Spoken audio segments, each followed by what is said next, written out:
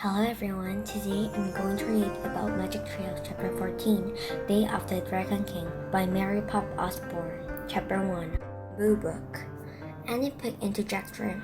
Ready to go China? She asked. Jack took a deep breath. Sure, he answered. Bring your secret library card, Annie said.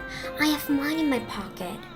Yep, said Jack. He opened his top drawer and took out a thin wooden card. The letters M.L. on it shivered in the light. Jack dropped the card into his backpack. Then he drew in his notebook and pencil. Let go, said Annie. Jack pulled on his pack and followed her. What are we in for today? He wondered. Bye, Mom, said Annie as they passed their mom in the kitchen. Where are you going? She asked. China, said Annie.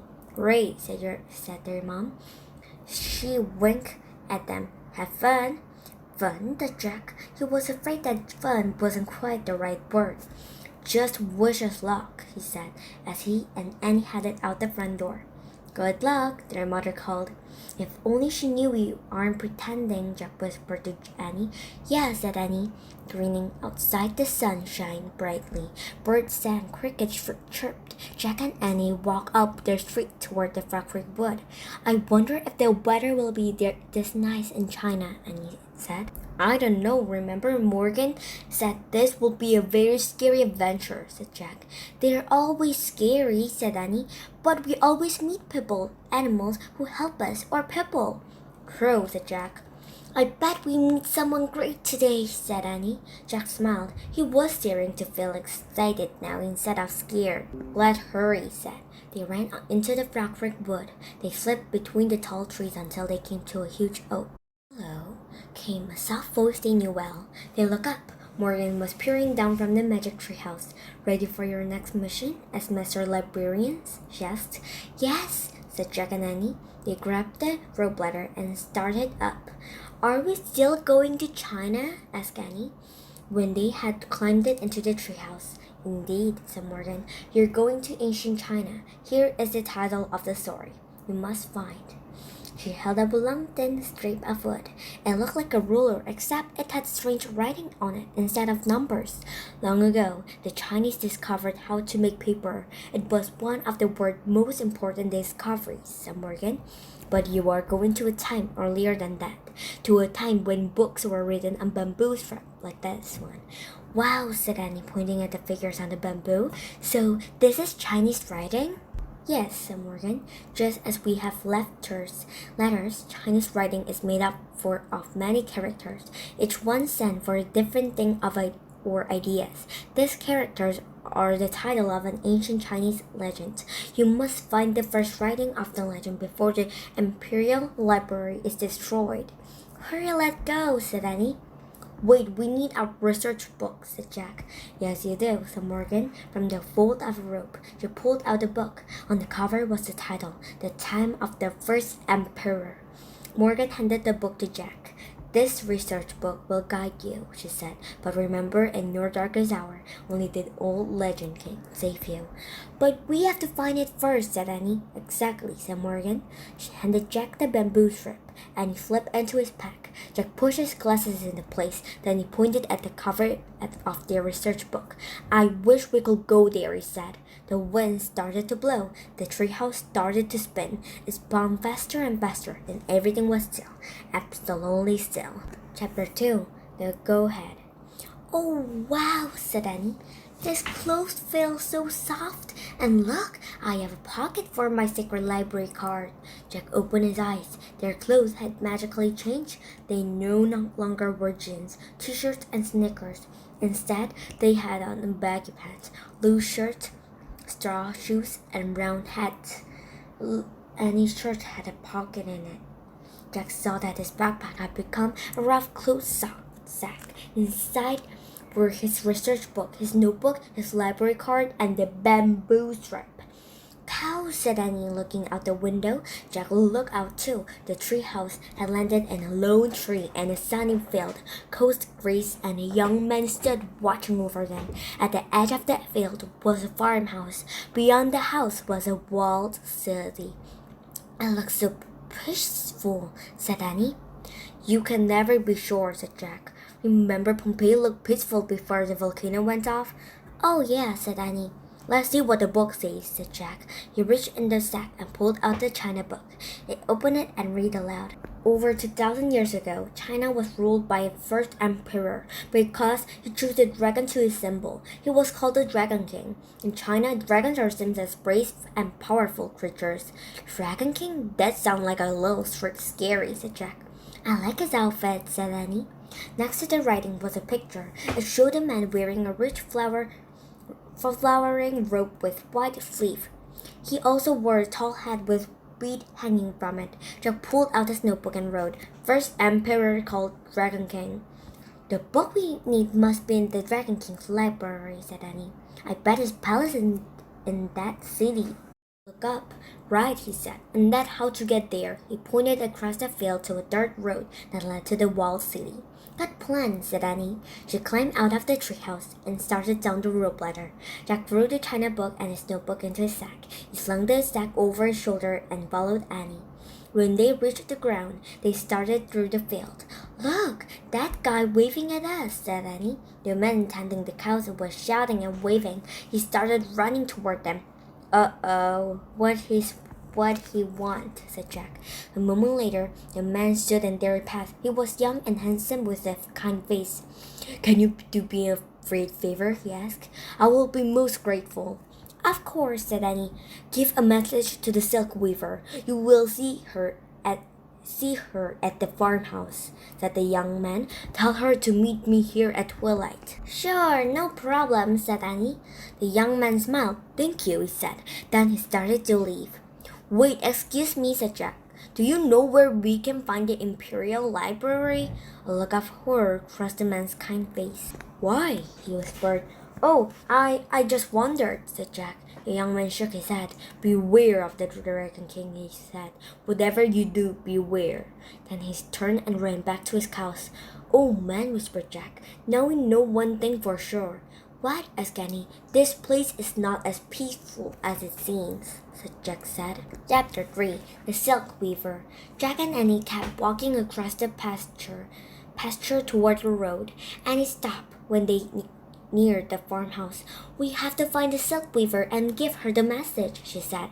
Let's do that on our way back, said Jack. I'm worried about finding the Imperial Library. What if we don't have time, said Annie. We promised and he was so nice. Jack sighed. Okay, but let's find her fast. And remember to keep your head down so no one will notice us. Jack and Annie bowed their head as they headed toward the house. As they got closer, Jack peeked out from under his hat. An ox pulled a cart filled with hay. Men hoed the ground. Women pushed wheelbarrows piled high with grain. There, said Annie. She pointed to an open porch where a young woman was weaving clothes on a loom. That must be her. Annie ran to the silk weaver. Jack looked around to see if anyone was watching. Luckily, all the farmhouse workers seemed too busy to notice anything. Still looking around carefully, Jack walked toward the porch. Annie was already talking to the silk weaver. What did he say? The young woman asked. Her voice was soft but strong. Her dark eyes glowed with happiness. He said you shall meet him in the field at twilight, said Annie. He's so handsome. Yes, he is. The silk weaver gave Annie a shy smile. Then she reached down to a basket near her loom and picked up a ball of yellow thread. It was very brave of you to bring the message, she said. Please accept the silk thread as my thank you. She handed Annie the ball of silk. It's beautiful, said Annie. Well, she handed it to Jack. The thread was smooth and soft. How do you make silk? Said Annie. It is made from the cocoons of silkworms, said the weaver. Really? Worms? That's neat, said Jack. Let me write that down. He reached into his sack. Please don't, said the silk weaver. The making of silk is China's most valuable secret. Anyone who steals this secret will be arrested. The Dragon King will have him put to death. Oops, said Jack. He dropped the ball of silk into his sack. I think you must leave quickly, whispered the silk weaver. You have been seen. Jack looked over his shoulder. A man was pointing at them. Let go, he said. Bye, said Annie. Good luck on your date. Thank you, the silk weaver said. Come on, said Jack. They hurried away from the silk weaver. Stop, someone shouted. Run, said Annie. 4. The Great Hall. Jack and Annie ran around their farmhouse. At the back was an ox cart filled with bags of grain. There was no one in sight. The shouting behind them got louder. Jack and Annie looked at each other. They dived into the back of the wooden cart. They buried themselves in the middle of the bag of grain. Jack's heart pounded as the shout came closer. He held his breath and waited for the people to leave. Suddenly, the cart lurched forward. Someone was driving them away. Jack and Annie peeked over the bags. Jack saw the back of the driver. He was calmly steering the ox cart over the dirt road. They were on their way to the walled city. Jack and Annie ducked down again. "This is great," whispered Annie. "All we have to do is jump out when we get into the city." "Yep," Jack said softly. "Then we'll find the Imperial Library from the book and get back to the Magic Tree House." "No problem," whispered Annie. Whoa! The cart slowly came to a halt. Jack held his breath. He heard voices and the heavy tramping of feet, lots of feet, and Annie picked out. "Oh man," he whispered. A long line of men was crossing the road in front of the cart. They carried axes, shovels, and hoes. Guards marched alongside them. "Let's find out what's happening," said Jack. He reached into his pack and pulled out the china book. Pushing its glasses into place, he found a picture of the workers. He read, "The Dragon's King forced many of his subjects to start building as walls to protect China from invaders. Later, emperors made the wall even longer. Finally, it stretched 3,700 miles along China's border. The Great Hall of China is the longest structure ever built." "Wow, the Great Wall of China," said Jack. "I heard of that," said Annie. "Who hasn't?" said Jack. "Those guys are going to work on it right now," said Jack. Then, someone grabbed Jack and Annie. They looked up. It was the driver of the cart. "Who are you?" he asked angrily. Jack didn't know what to say. The man's gaze fell on the open book in Jack's hand. His mouth dropped open. He let go of Jack and Annie. Slowly, he reached out and touched the book. He looked back at Jack and Annie with wide eyes. "What is this?" he said. Chapter 5. The Scholar. "It's a book from our country," said Jack. "Your books are made of bamboo, but ours are made of paper. Actually, your country invented paper, but later in the future." The men looked confused. "Never mind," said Annie. "It's for reading. It's for learning about faraway places." The man stared at them. Tears filled his eyes. "What's wrong?" Annie asked softly. "I love reading and learning," he said. "So do I," said Jack. The man smiled. "You don't understand. I am dressed as a farmer," he said, "but in truth I am a scholar." "What a scholar?" said Annie. "We are great readers, learners, and writers," he said. "We have long been the most honored citizen in China." The scholar's smile faded. "But now scholars are in danger," he said, "and many of us have gone into hiding." "Why?" said Jack. "The Dragon King is afraid of the power of our books and learning," said the scholar. "He wants people to think only what he wants them to think. Any days he may order the burning of the books." And he gasped. "Does that mean what I think it means?" said Jack. The scholar nodded. "All the books in the Imperial Library will be burned," he said. "That's rotten," said Annie. "Indeed it is," the scholar said quietly. "Listen, we have a mission to get a book from that library," said Jack. "Who are you?" asked the scholar. "Show him," said Annie. She reached into her shirt pocket as Jack reached into his sack. They brought out the secret library card. The letter shimmered in the sunlight. The scholar's mouth dropped open again. "You are master librarians," he said. "I have never met one so honored who were so young." He bowed to show his respect. "Thank you," said Jack and Annie. They bowed back to him. "How can I help you?" asked the scholar. "We need to go to the Imperial Library and find this book," said Jack. He held out Morgan's bamboo strip to the scholar.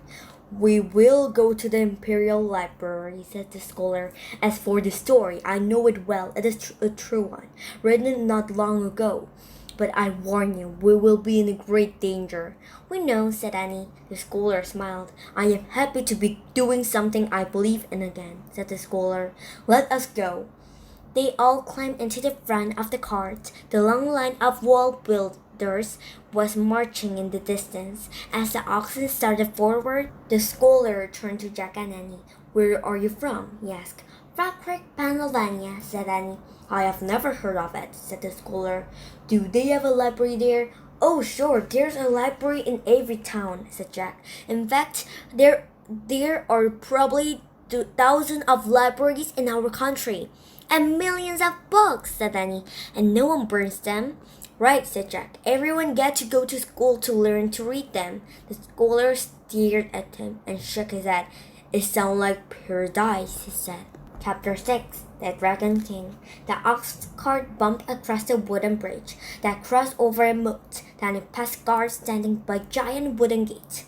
Are the gates ever closed? Jack asked. Oh yes, every day at sunset, said the scholar. When the gong sounds, the gate closes, the bridge comes up, and the city is sealed shut for the night. I guess visitors have to leave before that happens, Annie said, or they be stuck here for the whole night, right? Yes, said the scholar. The cart bumped between the city gates. Rows of small houses were bumped together on either side of the street. They were made of mud with straw roofs. People cooked over outdoor fires. They washed their clothes in wooden tubs. As the ox cart bumped along, the houses got larger. These were made of painted wood and pottery tiles. They all had curved roof. Why are those roofs like that? Said Jack. Asked Jack. To keep away the bad spirit, said the scholar. How do they do that? Said Annie. The spirit can only travel in straight lines, said the scholar. Wow, whispered Annie. The cart went by some more tea shops. Then it passed a large market square filled with stalls and shoppers. People were buying and selling fish, chickens, firewood, wagon wheels, silk clothes, furs, and jade jewelry. Some people were lined up at a stall filled with tiny cages. For sale there, said Annie. Cricket, Kohler said. They make good pets. You can feed them tea leaf and enjoy their delicate song. The cart moved on toward the Dragon King's walled palace. They stopped in front of the palace gate. Green delivery, the scholar shouted up to the guard at the tower. The guard waved them through. Inside were beautiful gardens and huge mounds of earth surrounded by a low brick wall. That is the imperial burial ground, said the scholar, pointing at the mounds. Who is buried there? Asked Jack. The ancestors of the Dragon King, said the scholar. What are ancestors? And he asked. Are the people in your family who lived before you, said the scholar. Someday the Dragon King himself will be buried there. 300,000 workers have been building his burial tomb. Oh man, said Jack. He looked over his shoulder at the burial ground. He wondered why it took so many workers to build the tomb. No, said the scholar. Jack whirled around. What's wrong? He asked. The scholar pointed at the palace courtyard. A dark cloud of smoke was rising into the sky. Fire, said the scholar. The book, said Jack. Hurry, said Annie. The scholar snapped the reins. The oxen trotted up the stone path. When the cart rolled into the courtyard, soldiers were everywhere. Some threw wood on a huge bonfire. Others were carrying bamboo strips down the steep stairs that led from the palace. Are those books? Asked Jack. Yes, the strips are tied together into different bundles, moaned the scholar. Each bundle is a book. Look, said Annie, pointing to the palace entrance. Stepping outside was a man in a rich, flowing robe and a tall hat. Jack knew him at once, the Dragon King. Chapter 7 The Burning of the Books. The Dragon King watched the bonfire as it blazed up toward the sky. Around the fire, the air was thick and wavy. Bamboo books were stacked beside the fire, waiting to be burned. Hurry, said the scholar. They jumped down from the cart and joined the crowd by the bonfire. The Dragon King shouted to the soldier. They began throwing the books into the fire. The bamboo crinkled as it burned. Stop, cried Annie. Jack Rapper. Quiet, he said, and he pulled away. Stop, he shouted again, but her voice was lost in the noise of the roaring fire. There's your story, said the scholar. He pointed to a bamboo book that had fallen off a waiting stack. I'll get it, said Annie. She dashed over to the book. Annie, cried Jack, but she had already snatched up the bundle of bamboo strips and was charging back to them. Got it! Quick, put it in your sack, she said. Jack put the bundle of bamboo strips in his sack. Then he looked around fearfully. He gasped. The dead Dragon King was glaring at them. Then he headed their way. Seize them! The Dragon King shouted. Run through the burial ground, the scholar said to Jack and Annie. The soldiers will be afraid to follow. They fear the spirit of the ancestors. Thanks, said Jack. Thanks for everything. Good luck, cried Annie. Then she and Jack took off. Soldiers shouted after them. An arrow whizzed by, but Jack and Annie kept running. They ran down to the path to the burial ground. They jumped over the low brick wall and ran between the huge mounds of earth. Suddenly, arrows filled the air around them. The archers were shooting from the towers. Look, cried Jack. There was a doorway in one of the mounds. Jack and Annie dug inside. They were in a long hall lit with a lamp. It's so quiet, said Annie. She walked down the passageway. Hey, there are some steps here. Don't go any farther, said Jack. Why not? Said Annie. We don't know what's down there, said Jack. This is a burial tomb, remember? It is creepy. Let's just take a quick look, said Annie. Maybe it's a way out of here. Jack took a deep breath. You might be right, said Jack. Okay, but go slow. He didn't want to stumble upon a dead body. Annie started down the steep steps. Jack followed. The lamp led their way as they kept going down and down. Finally, they reached the bottom. Jack blinked. Even Drew's own lamp glowed everywhere. It was hard to see at first. When Jack's eyes got used to the strange light, his heart nearly stopped. Oh man, he breathed. They were in a room filled with soldiers, thousands of them. Chapter 8. The Tomb. Jack and Annie stood frozen. The silent soldier did too. Finally, Annie spoke. They are fake, she said. Fake? Whispered Jack. They're not real, she said. They look real, said Jack. Annie walked straight toward the front row of soldiers. Jack held his breath, and he pulled the soldier's nose. Fake, she said. Oh, brother, said Jack. He walked over to the soldier and touched his painted face. It was as hard as stone. It's amazing, Jack said, and he nodded. It's like a museum. She walked down the road between two lines of soldiers. Wait, this is spooky, said Jack.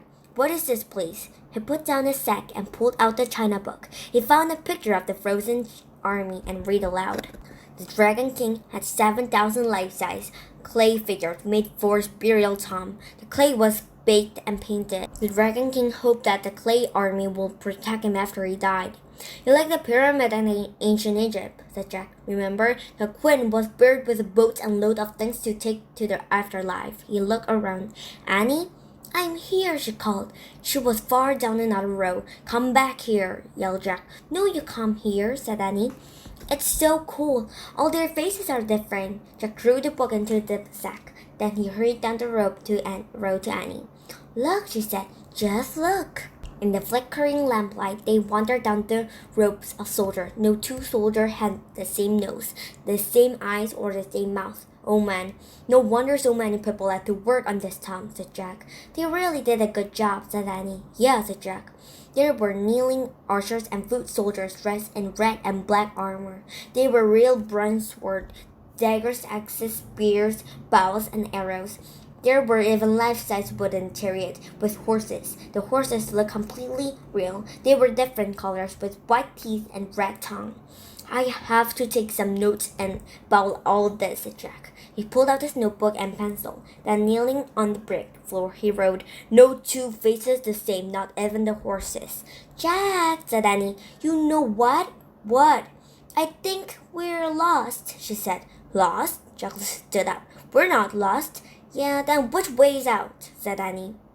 Jack looked around. All he could see were rows of soldiers in front of them, to the right, to the left, behind them, nothing but clay soldiers. Which way did we come? Said Annie. I don't know, said Jack. All the rows looked the same. They stretched endlessly. Jack tried not to panic. I'd better look this up, he said. Forget it, said Annie. Morgan said that the research book will guide us, but in our darkest hour, only the ancient legend will save us. Is this our darkest hour? Asked Jack. Annie nodded. Yeah, it's pretty dark. It does seem to be getting darker in here, thought Jack. The air was getting thicker too. It seemed harder to breathe. Let's ask for help, said Jack. He reached into the sack and pulled out the bamboo book. He held it up and said, "Save us!" As Jack waited, the tom seemed unbearably quiet. Jack held the book up again. "Please help us find our way out," he said.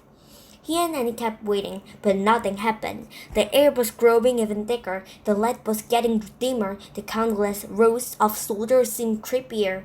Help did not come. Jack felt faint. I guess we're just have to look," Annie said. "What?" "The ball of thread. It rolled out of your sack," she said. "So what?" said Jack. He looked at his closed sack lying on the floor. The ball of yellow silk thread had rolled out, and it was still rolling, leaving a trail of yellow thread. Chapter 9. The Silk Path. "What's going on?" said Jack. "I don't know," said Annie, "but we're better follow it." She hurried after the ball of silk thread. Jack put a bamboo book in his sack, then took off after her. They followed the trail of thread down this row, where it turned down another row. "Hey, that's impossible," said Jack. "That's scientifically impossible." "I told you it's magic," cried Annie. Jack couldn't believe it, but he kept following the thread. Suddenly, the trail of thread was gone. The ball had completely unrolled. Jack and Annie stood still for a moment and caught their breath. "What now?" said Jack. "I guess we go up those stairs," Annie said. "What stairs?" said Jack. "There." Jack looked through the dim light and saw the entrance to a stairway only a few feet away. "Let's get out of here," he said. They ran up the stairs. At the top, they saw that they were in the hall that led to the entrance of the mount. They walked and walked and walked down the lamp-lit passage. Finally, Jack stopped. "I don't remember this hall being so long," he said. "Me neither," said Annie. "I guess those weren't the same stairs that we went down." "What should we do now?" said Jack. "We'd better keep going," said Annie. "Yeah, we don't have much choice," said Jack. Started walking again. They rounded a corner and came to a door. "Oh, great," said Annie. "Wait, we don't know what's on the other side," said Jack. "Go slow, be careful." "Okay," said Annie. Slowly and carefully, she opened the door. Then she peeked out. "Yippee!" she said softly, and he stepped onto the fading daylight. Jack stepped out after her. The sun had gone down. They were standing outside the gate of the Dragon King's palace. They could see the dark market not far away. The stalls were closing for the day. "We're safe," said Annie. Jack breathed a huge sigh of relief. Just then a gong sounded. It was coming from the tower of the city halls. "Oh man, they're going to close the gate," said Jack. He clutched his sack as they took off. They charged up the street. They ran past the market. They ran past the rich houses, past the poor houses. Their straw shoes fell off, but Jack and Annie kept running barefoot. Just as the giant wooden gate started to close, they tore through them. They charged across the bridge and kept running up the road, past the farmhouse, and through the field. By the time they reached their tree, Jack's lungs ached. His heart pounded, his feet burned. He followed Annie up the rope ladder. When they got out inside the treehouse, Jack collapsed. "Let's go home," he said, out of breath. He reached for the Pennsylvania book. "Wait," said Annie, looking out the window. "They found each other." "Who found who?" said Jack, panting. He dragged himself to the window and looked out. The figures and brains at the edge of the field. "The silk weaver and the man who takes care of the cows," said Annie. "Oh yeah," said Jack. "Bye," Annie called to them. The couple waved back. Annie sighed happily. "We can leave now," she said. Jack opened the Pennsylvania book and pointed at the picture of the Frog Creek Wood. "I wish we could go there," he said. The wind started to blow. Jack looked out one last time at the Chinese couple. They seemed to be glowing like stars. The treehouse started to spin. It spun faster and faster. Then everything was still, absolutely still. Chapter 10. The Ancient Legend. Jack opened his eyes. He was wearing his own clothes and his sneakers. The clothes sack had turned back into his backpack. "Welcome home, Master Librarian," said Morgan. She stood in the treehouse smiling at them. "Hi," said Annie. "We bought you the Ancient Legend," said Jack. "Wonderful," said Morgan. Jack reached into his pack. He took out the china book. Then he pulled out the bamboo book. He handed them to Morgan. "What's the legend about?" said Annie. "It's called the Silk Weaver and the Call We Heard," said Morgan. "It is a very famous Chinese tale." "Guess what, Morgan?" said Annie. "We actually met them. We helped them get together." Oh, did you? Said Morgan. Yes, said Jack. The silk weaver balls of silk save us. What does the legend say about them? Asked Annie. It says that long ago they were heavenly beings who live in the sky, said Morgan. When they came to Earth, they fell in love. That's when we met them, said Annie. Yes, I imagine so, said Morgan. The books you bought back tells us about their happiness on Earth, but I'm afraid a later legend tells us what they returned to the sky. The king and queen of the skies separated them by a heavenly river called the Milky Way. Oh no, said Annie. They get back together once a year, said Morgan. On that night, birds make a bright bridge in the sky over the Milky Way. Jack and Annie gaze up at the bright summer sky. Go home now, said Morgan. Come back 2 weeks for today. Next, you're going to find a book in the country of Ireland, over 1,000 years ago. That sounds like fun, said Annie. Morgan frowned. I'm afraid it was a very dangerous time, she said, for Viking raiders often attacked the sea coast. Vikings, said Jack. He had enough danger to last a long time. Don't worry about it now, said Morgan. Just go home and rest. Jack nodded. I'd try, he said, pulling over his backpack. Bye, said Annie. See you in 2 weeks. Thank you for your help, said Morgan. Anytime, said Annie. They headed down the rope ladder. From the ground, they waved to Morgan. Then they started from home. As they got to the edge of the wood, Annie stopped. Listen to the cricket, she said. Jack listened. The cricket chirps sounded louder than usual. Dear ancestors lived in the time of the Dragon King, said Annie. Oh, brother, said Jack. Right now the grown-ups are telling the little cricket a legend, said Annie. Yeah, sure, said Jack. A legend passed down from their ancestors, said Annie.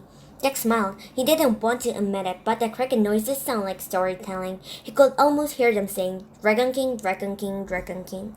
Jack, Annie, came aboard. Was the mother calling them? The spell was broken. The cricket stories were just plain old cricket sound again. Coming, Jack shouted. Jack and Annie ran down the street and then crossed their yard. Did you have a good time in China? Their mom asked. It was pretty scary, said Annie. We got lost in the town, said Jack, but we were saved by an ancient book. Their mom smiled and shook her head. My books are wonderful, aren't they? She said. Yep, said Jack and Annie, and they followed her inside. So, everyone, I'm already done about Day of the Dragon King book by Mary Pop Osborne. If you like this video, you can just subscribe and like, and please comment too. So, bye-bye everyone. We'll see you tomorrow. So, bye-bye everyone. Bye-bye.